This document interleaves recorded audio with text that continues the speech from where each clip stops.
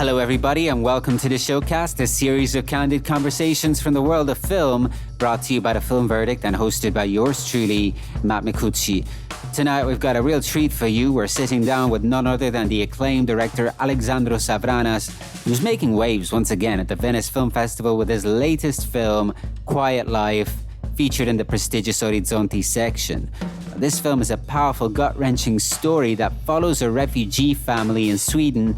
They're thrown into unimaginable trauma when their youngest daughter mysteriously falls into a coma after their asylum request is denied. As the parents frantically search for an answer and a cure, their resilience is pushed to the absolute limit in the face of overwhelming odds. We're going to dive deep into this intense movie, exploring its origins. Avranas shares with us how he was inspired by an article in The New Yorker about the little-known Child Resignation Syndrome. It's a fascinating and, frankly, chilling condition that is at the heart of this film. We'll also be talking about Quiet Life's deliberate style, the recurring theme of family in Avranas' work, and whether he believes we are living in a dystopian society. And as always, we'll touch on the roots of his filmmaking ambition and how his background in sculpture has shaped his unique cinematic vision. A compelling conversation with one of the major international filmmaking forces of our time. Fire up on Audiotini and listen to the audio waves as they fly through the air. This is the Showcast. Hello, Alexandros. Welcome to the Showcast. Hello, nice to see you, hear you. Yes. I mean, what a treat it is to speak with you as you are on the verge of returning to the Venice Film Festival. I remember fondly watching Miss Violence on my first Venice Film Festival, the first Venice Film Festival that I went to, actually. It was quite a powerful experience. So now you will be returning with a new film called Quiet Life, which I'm excited to talk about throughout this podcast conversation of ours. But the way that I like to break the proverbial ice is, I like to ask the guests of this show a very simple question. I'd like to ask you the very same one. What is your earliest memory of cinema? It's Theo Angelopoulos, you know? Yeah, I know him. Yeah. So any particular movie of his? It's The Days of 36. Wow. I think it's his third film or something like this, somehow, yes. How old would you have been when you saw that film? I don't know. I think I was like 8, 10. I don't know. It's a long time. It's a long time ago. But do you feel like that moment when you watched that film is when you started thinking, I'd like to make movies of my own someday? No, it took me a very long time because, I was, at the beginning, I started with a School of Fine Arts in Athens and then in Berlin, UDK. So, but it wasn't enough for me somehow, I found it a little bit too closed. I mean, you are going to an exhibition and you need like an explanation to understand what are you watching, what are you seeing, so, and you need the curator and all these things. I felt that I need to do art that it's more for the people, it's more for the common people, and for, of course, with many layers, that you can open all these doors of more and more and more understanding of a film, but it speaks out more things about in the public, it's not so like elite, like it's the fine arts, let's say. Yeah, that's a good point. So you wanted to communicate to a broader audience rather than an elite audience. But still, yeah, this is something that I read is that you studied sculpture both in Athens and Berlin, right? So if you think of that though, do you feel like that also somehow influenced your approach to filmmaking? Or alternatively, do you see any significant similarities between the two art forms? I'm always fascinated to find out about the interconnectedness and the intersections of different art forms. So how do you feel about that? I think that a lot of sculptures changed and went to art films or to video art or to cinema even. So I think it's somehow very common to do it. I think that, in the School of Fine Arts, you have a very good education. I mean, about philosophy, about literature, about all the understanding of the aesthetics and everything. So I think it was really helpful for me to understand, and about the rhythm, because what connects all the arts is somehow the rhythm. Exactly. So that means for me, it was always there. And, it was like step by step. So I went from sculpture to the environments and the installations and to art films at the same time. And then I studied also experimental medium in Berlin, also visited the school. And then did my first films, and then it was so easy. It was like always there. And the common thing, it's also what I learned from the School of Fine Arts, is that you have a reason to talk.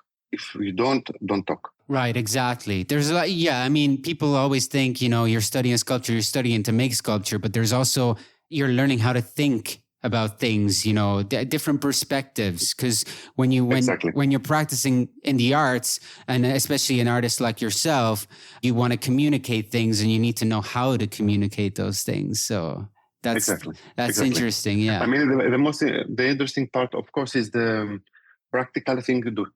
Doing sculptures or drawings or all of these things, but all the perception, I think this is the most important, because also when you are studying cinema, the perception you cannot learn. You have to prepare yourself to find it your own self. What is the perception of your own self? Yeah. By the way, I'm curious, do you still sometimes practice sculpture in your free time, maybe? No, never. I don't have the need for this. I stopped doing that 2009. Oh, right. Okay. It was my last exhibition, let's say, here in Greece. Very nice, very good, very political, but I didn't feel anymore, the need to do, art. So let's say this kind of art. Excellent. Well, there you go. Well, cinema is taking up certainly a lot of your time, and you've been active throughout these years, and this latest film of yours, Quiet Life. Let's start talking about it. And, it's such a fascinating film, very powerful film. And maybe I'll just give a very, very brief rundown so that the listeners know a little bit about the story. A very quick one, too.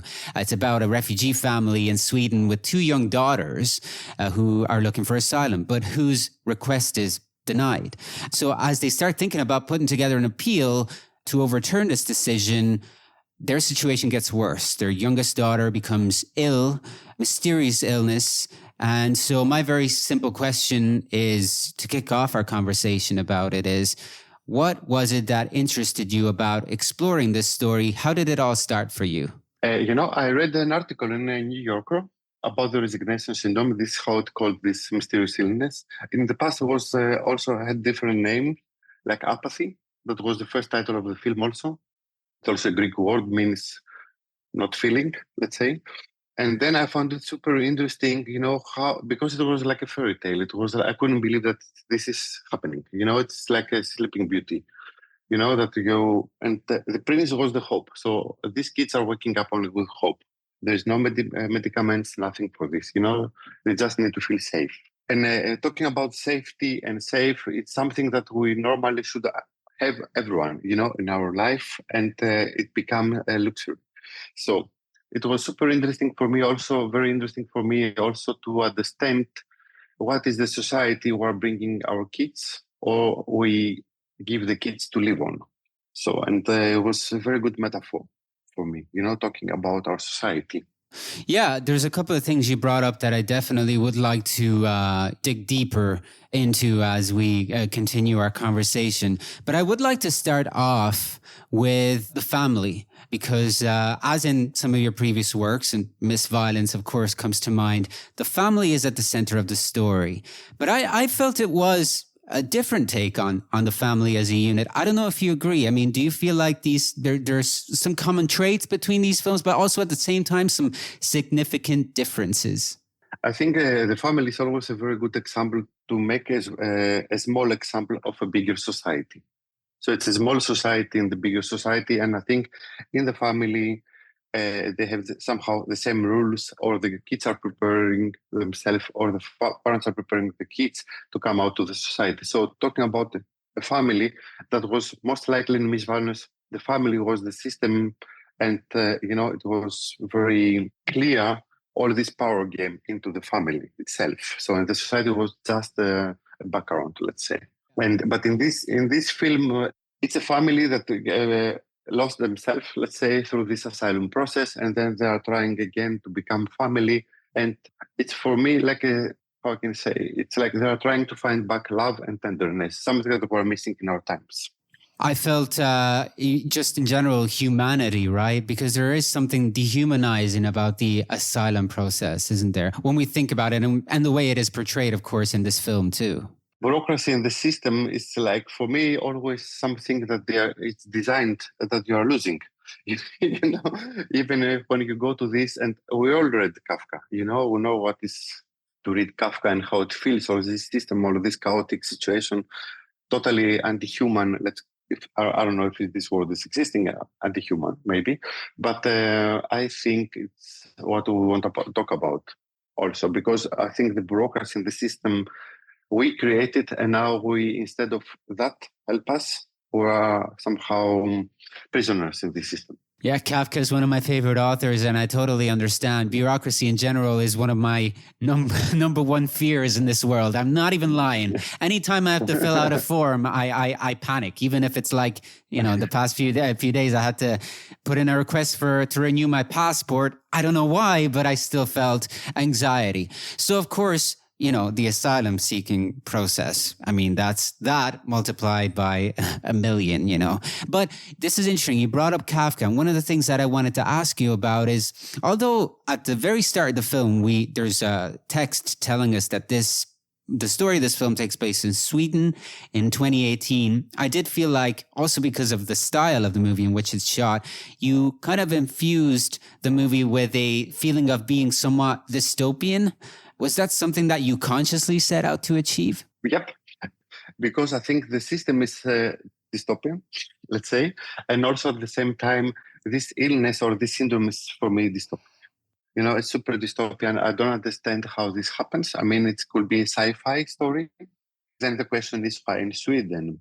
This is a big question, because in Sweden it started happening like 1998. It's a long time before. This is also another discussion of why in Sweden specifically, because they give them the paradise and then suddenly they say the paradise is over, now you have to go back to the hell where you come from. This is why this syndrome somehow happens, very easy saying, because these kids, they have to shut down, the computer, let's say. They cannot accept anymore this bad reality. So it's a very good example talking about what is reality and what is not in the eyes of the kids. That makes me think as well that if we talk about society in general, I felt that the family's interaction with these people who are maybe in positions of power, let's say, above them, where these people were very condescending and indifferent to their struggles. Do you feel that there is a lack of empathy and understanding in society?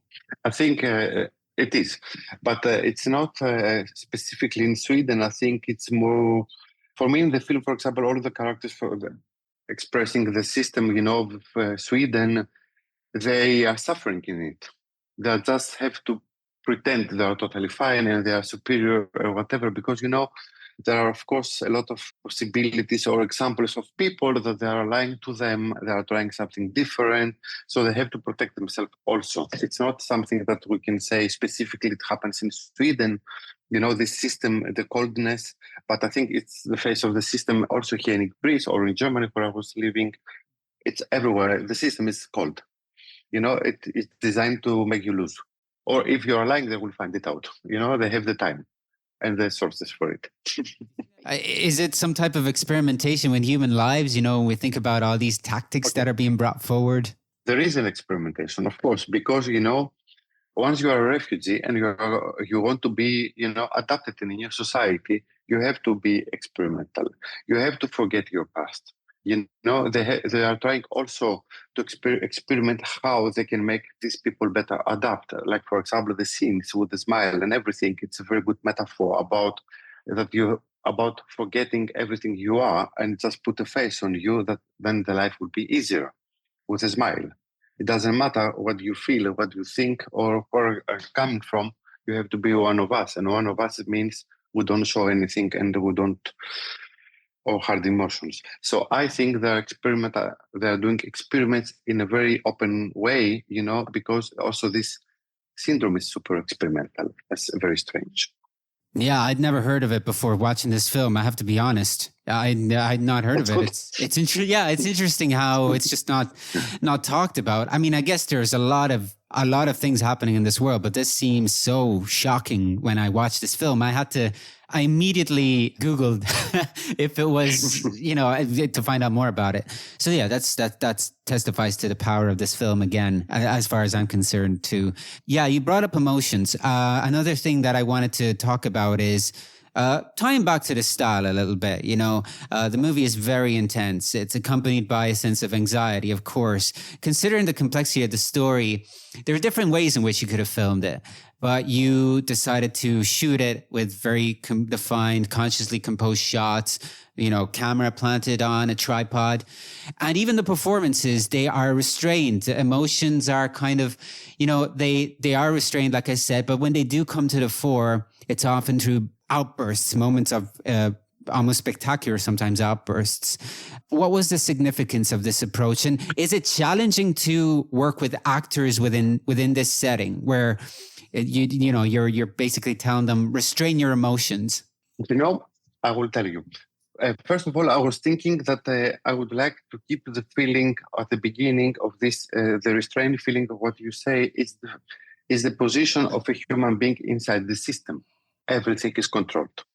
So that's why as long as the film proceeds and they are starting to become closer to each other with love and tenderness and humanity, the film also somehow became more free, let's say. The style was also more, more extrovert, more alive. Because as long as you live in the system, you have to follow the rules, and you feel also very often somehow dead. So that was the style. And it's also this box feeling, of the system, the bureaucracy, and the expression of, of these characters and of the actors was more like you feel numb when you're fighting like this, and these people are not taking decisions, they are replying to the threats. So it's a big difference, and the only decision they are taking is at the end of the film, at the last part, when they're taking the kids out, of the hospital, and deciding they are the only one to make them feel better.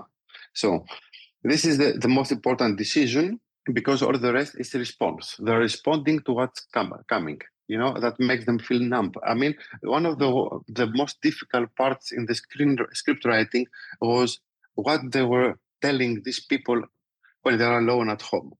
They are not talking. They have nothing to talk. They just fight. They're just waiting and fight. And waiting is the worst feeling because somebody else is deciding for your life. This makes you feel like shit.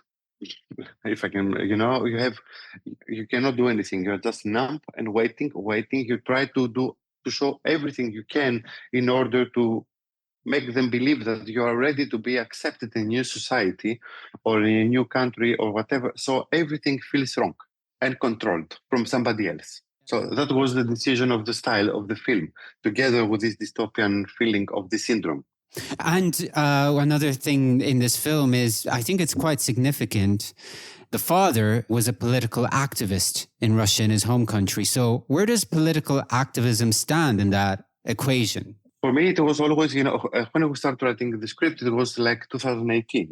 It was before the war in Ukraine, before Russia showed this face, let's say. Everybody somehow was expecting that or knew that something is happening there, something like more like a dictatorship or something. And it was super strange for a so powerful cultural country, let's say, with cinema and literature and theater. And for me, at the end of the day, stands also the question, is a revolutionary person an egoist or he's doing something good for the society? Because at the end of the day, his acts brought his whole family into this situation. So is he an egoist or we need more of this kind of people in order to get somewhere else? And to be honest, this is a perspective that, again, maybe is not shared a lot in cinema, because it's always the one side of political activism, but it's a lot more complex than that. And I feel with your film, you explore it in a more complex perspective, point of view. Again, talking about point of view. Thank you. The thing is, also why I would choose Russia is also very simple, although the film is not a documentary, of course not, but, the first victims or most of the victims at the beginning of this syndrome or at the time when we were exploring that was Russians coming from Russian territories. So that means it was super easy for us and honest to take this part, of the world outside of all of the rest, because at the end of the day, these people could be from Syria or from Palestine, from, all these countries from conflict, let's say, with a conflict. Yeah, you're right. That would be a complex thing to talk about that maybe we should talk about in another podcast, maybe, because we are running out of time. I did want to bring out, again, in terms of style, I did find a sequence that was quite enriching to the experience, I thought, is when the parents are being told how to behave in front of their child in this clinic that she's taken to, because I felt that it was like a touch of expressionism. It's so odd to see, and it's almost absurd. So for me, it's also one of my, let's say, favorite scenes in the film, in a sense, because also for me, it's the most democratic scene. In which sense? Although it seems super fascistic in the sense that they are forced to do this, I think the state is not always wrong.